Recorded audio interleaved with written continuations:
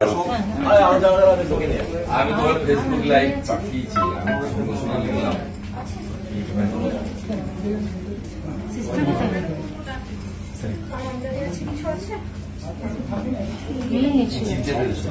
কজন ছিল? 4 জন ছিল। যেখানে আমার বাইক নিয়ে এসছে, আমি বাইক নিয়ে বাইকটা দাঁড় করানো হয়। 4 নম্বর বলে যে আমার ভাইয়ের অ্যাক্সিডেন্ট হয়ে গেছে, একটু আমাকে পৌঁছে করে সামনে ওখানে নিয়ে যায়। ওখানে লোক দাঁড়াতে প্রথমে টাকা পয়সা চায়। টাকা পয়সা দেওয়ার পর এখানে লেটগুলো চালাতে থাকে। আর একটু পরে খুব জোরে একটা শব্দ হয় যখন ওরা চালাচ্ছে, খুব জোরে বোম ফাটা বা বাজ পড়ার মতো একটা শব্দ। শব্দটা হওয়ার সাথে সাথে আমি চিৎকার করতে আরম্ভ করি, ওরাও একটু ভয় পেয়ে পিছিয়ে যায়। তখন আমি লেভেল ক্রসিং এর দিকে ছুটে আসি, পড়ে যাই, পায়ে লাগে। ছুটে আসার পরেই ওরা ভয় পেয়ে মনে হয় কলকাতার রাস্তায় আর গালাগালি করে যখন ব্লেড চালাচ্ছে। তুমি টিভিতে অ্যাঙ্কারিং করো, দেখেছে চেনা লোককে এখানকার সিপি করেছে। আগেরটাও যা ছিল বিনীত গোয়েল, এটাও তাই। এটা আরো খারাপ। বৃষ্টি পড়ে গেলে আর সন্ধ্যা হয়ে গেলে কোথাও কলকাতাতে পুলিশ আপনি পাবেন না, কোথাও পাবেন না। ভয়ঙ্কর অবস্থা। সাধারণ নাগরিকদের নিরাপত্তা এখানে শেষ করে দিয়েছে এই পুলিশ সিস্টেম। সেই জন্য কলকাতা পুলিশ, পশ্চিমবঙ্গ পুলিশ দুটোকেই এখন মমতা পুলিশ বলে, তোলাবাজ পুলিশ বলে। এদের লাজ লজ্জা নেই। গত বছর 2024 সালে মুখ্যমন্ত্রী সাদা হাতি কিছু পুষেছেন, ডক্টর অমিত মিত্র, হরিকৃষ্ণ দ্বিবেদী, আলাপন বন্দ্যোপাধ্যায়ের মতো ক্যাবিনেট মন্ত্রী পদমর্যাদা। এরা একটা অ্যাডভাইসারি দিয়েছিল, যা সুপ্রিম কোর্টে থাপ্পড় খেয়ে উইথড্র করতে হয়েছিল অভয়া বনের পরে। সাথে ছিল যে মহিলারা যতটা সম্ভব রাত্রে কাজ করতে বেরোনো থেকে বিরত থাকুন। তারপর সুপ্রিম কোর্ট ধরে ওটা, প্রত্যাহার করে। এখন তো যা সিচুয়েশন হয়েছে, আজকে সন্ধ্যাবেলা বা কালকে আরেকটা অ্যাডভাইসারি বের করতে হবে যে পুরুষরা রাত্রিবেলা কাজে বেরোবেন না। এই হচ্ছে পশ্চিমবাংলার অবস্থা। এবং তার সাথে সাথে যে ভাষা বলে ওকে বলেছে হিন্দু কুত্তা, পশ্চিমবাংলার হিন্দুরা কুত্তা। এবং আমি তো বলি এটা যেমন সমাজ বিরোধীদের কাজ, পুলিশের ব্যর্থতা, সাথে সাথে কিশলয়কে রিপাবলিকের অ্যাঙ্কার তাকে এইভাবে হত্যার জন্য ফালা ফালা করে কেটেছে। ওটা ব্লেড ছিল বলে হয়তো ও বেঁচে গেছে। ওই জায়গায় যদি হরগোবিন্দ দাস, চন্দন দাসকে যে পশু কাটা ছুরি দিয়ে করেছিল, সেটা করলে তো এই আজকে আমরা পেতাম না। মায়ের চোখের জল এমনি পড়ছে, তখন তো মা কি হতো কেউ জানে না। আজকে তাকে আক্রমণ করার কারণ হচ্ছে তিনি রিপাবলিকে বসেন, রাষ্ট্রবাদ এবং হিন্দুত্বের পক্ষে। হিন্দুত্বের পক্ষে না, হিন্দু অত্যাচারিত হলে লড়াই করেন। ওনার গলায় কণ্ঠি ছিল তুলসী, আর মাথায় শিখা ছিল চুলে। এগুলো দেখে চিহ্নিত করে করেছে। আমরা পাশে আছি, আমাদের তো কাজ প্রতিবাদ করা। আপনার হাউসও নিশ্চয়ই ঝাঁপিয়ে পড়েছেন। আমি পুরো রাত্রি 2টো পর্যন্ত মিস্টার মহিকুর রঞ্জন ঘোষের সঙ্গে টাচে ছিলাম। সবাই ঝাঁপিয়ে পড়েছেন। ওর আক্রমণটা ওর একার উপর হয়নি। আমি মনে করি সমগ্র বাঙালি হিন্দুদের উপরে আক্রমণ হয়েছে, প্রতিবাদীদের উপর আক্রমণ হয়েছে। মেরুদণ্ড সোজা করে চোখে চোখ রেখে লড়াই করা সংবিধানের 4র্থ স্তম্ভ সংবাদপত্রের উপরে হয়েছে। এর শেষ আছে, ও শেষ হবেই। একটা কথা আছে, অতিবার বেড়ো না, ঝড়ে ভেঙে যাবে। পিপিলিকা পাখা গজায় মুখী মরিবার তরে। কোথায় হয়েছিল ঘটনাটা? একদম বাক্সার কাছে। এটা হয়েছে আমি 4 নম্বর ব্রিজের একটু আগে থেকে আমাকে ওই একজন এসে বাইকটা লিফট চাই আর কি, বলে যে ওর ভাইয়ের অ্যাক্সিডেন্ট হয়েছে, পড়ে আছে, আমাকে একটু এগিয়ে দেবেন। আমি বলি ঠিক আছে, এগিয়ে দিচ্ছি। তখন 4 নম্বর ব্রিজের কাছে, হ্যাঁ, তখন আমাকে নিয়ে যায়। নিয়ে গিয়ে ওখানে একটা লেভেল ক্রসিং আছে, গোবরা বলে মনে হয় জায়গাটার নাম। ওখানে নিয়ে গিয়ে বলে ওখানে ভাই পড়ে আছে, একটু এসে আমার ধরে দিন। এবার একটু এগোতেই আমি দেখি ওখানে 3 জন মতো দাঁড়িয়ে ছিল আর কি আগে থেকে। তখন আমাকে প্রথমে বলে যে কি টাকা পয়সা আছে বার কর। আমি ভাবলাম হয়তো ছিনতাইবাজ, আমি ভাবলাম টাকা দিয়ে দিলে আমায় ছেড়ে দেবে। টাকা দেওয়ার সঙ্গে সঙ্গে মাথার পিছনে রড দিয়ে বা কিছু দিয়ে খুব জোরে মারে, আমি একটু ডিসওরিয়েন্টেড হয়ে যাই। যেই ডিসওরিয়েন্টেড হয়ে যাই মাথায় মারার পর, তখনই পেটে, গলায়, ঘাড়ে, হাতে পরপর ওদের হাতে ছোট একটা চাকু টাইপের ছিল, ব্লেড, চাকু এসব ছিল, ব্লেড চাকু পরপর মারতে থাকে। আর মারতে মারতে মানে আমি তখনও বুঝে উঠতে পারছি না কি হবে, একটু ডিসওরিয়েন্টেড ছিলাম হঠাৎ করে। এবার গলায় মারার পর খুব গল করে, হাতে মারার পর রক্ত বেরোতে থাকে।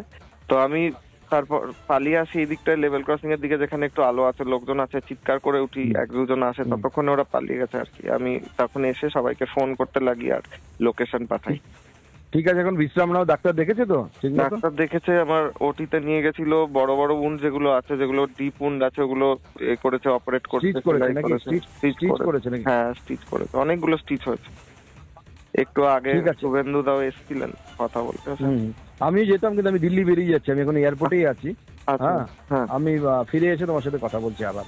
ঠিক আছে দাদা, হ্যাঁ এখন আগের চেয়ে ঠিক আছে। দাদা, যে ঘটনা রিপাবলিকের একজন সাংবাদিক কিশলয় মুখার্জির সঙ্গে ঘটলো, কিভাবে বলবেন? দেখুন, খিদিরপুর, রাজাবাজার এবং পার্ক সার্কাস, আমাদের যে দর্শকেরা শুনছেন তারা প্রত্যেকেই জানেন এ যেন ববি হাকিমের কথায় মিনি পাকিস্তানের অংশ বিশেষ, যারা ভারতীয় বলে নিজেদের বিশ্বাস করতে চান না, যারা যে কোনো একটা ঘটনায় এক ঝাঁক বলতার মতো জড়ো হয়ে যায়। কি কাজ করেন জানি না, কে অর্থ দেয় আমরা জানি না। এই পার্ক সার্কাসের লোকজনের আশ্রয় এবং প্রশ্রয় রোহিঙ্গা এবং বাংলাদেশিরা জড়ো হয়ে থাকবার মতো ব্যবসা ফুলে ফেপে উঠেছে। গুলশান কলোনির মতো একগাদা কলোনি, সেটা সল্টলেক হোক, রাজারহাট হোক, বাকি পশ্চিমবঙ্গের অন্যান্য জেলায় হোক, দিকে দিকে ছড়িয়ে পড়ছে। এবং যে পার্ক সার্কাস একটা পুরনো চত্বর ছিল, লোকে সার্কাস দেখতে যেত সেখানে, এখন নতুন সার্কাস শুরু হয়েছে। হাতি ঘোড়ার আগে সার্কাস দেখাতো, এখন মমতা বন্দ্যোপাধ্যায়ের আশ্রয় এবং প্রশ্রয়ে, ববি হাকিমদের আশ্রয় এবং প্রশ্রয়ে সেখানে এমন সার্কাস চলে, লোকজন শুনি যেতে ওখানে ভয় করে। তো ভারতবর্ষের মধ্যেই যদি এই পাকিস্তানের মতো অঞ্চল, দেশ তৈরি হয়, তো তাহলে সেখানে এই ধরনের যে ঘটনা ঘটবে এ খুব স্বাভাবিক। কারণ সাংবাদিক ন্যায়ের কথা বলে, যে ঘটনা ঘটছে অন্যায় সেই দিক তুলে ধরে। ফলত যাদের নিশ্চয়ই রাগ অন্যায়ের বিরুদ্ধে কথা বলায়, তারাই এই ঘটনা ঘটিয়েছে তো বলতে কোনো দ্বিধা থাকে না, সবার কাছেই স্পষ্ট, প্রত্যেকেই জানেন।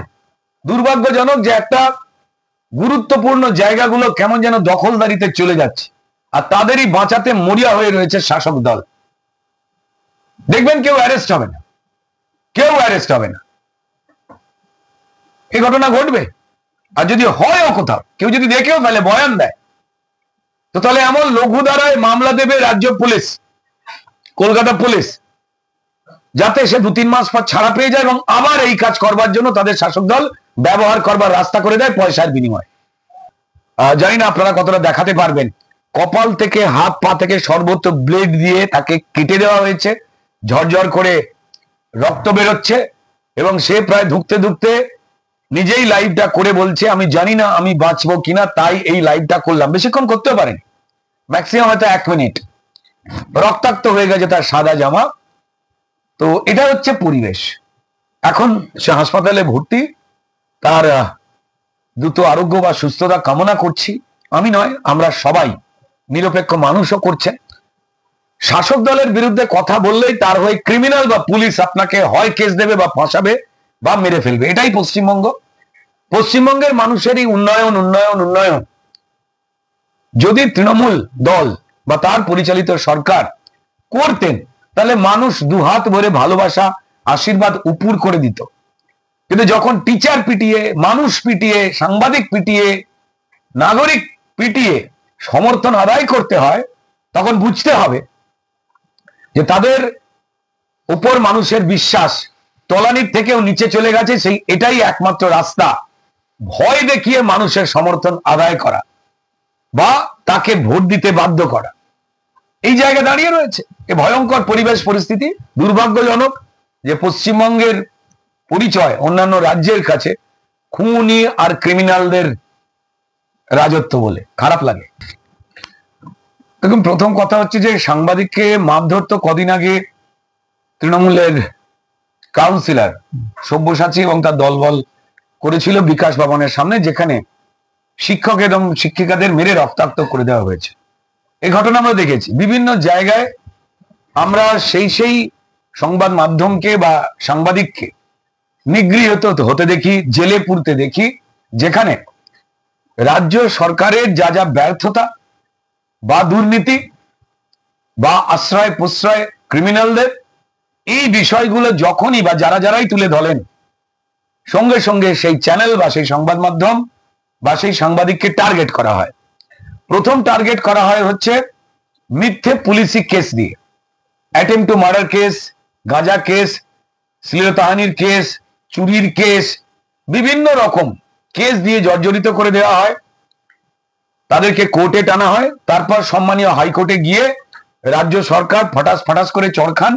কিন্তু ওই পার্টিকুলার সময় ওই সাংবাদিককে এমন ভোগান্তি করা হয় যাতে তার পরিবারের মা বউরা ভয় পেয়ে বলে, তুমি আর রাজ্য সরকার বা শাসক দলের অন্যায় চুরি দুর্নীতি নিয়ে কথা বলো না, তাহলে তোমার প্রাণটাই চলে যাবে।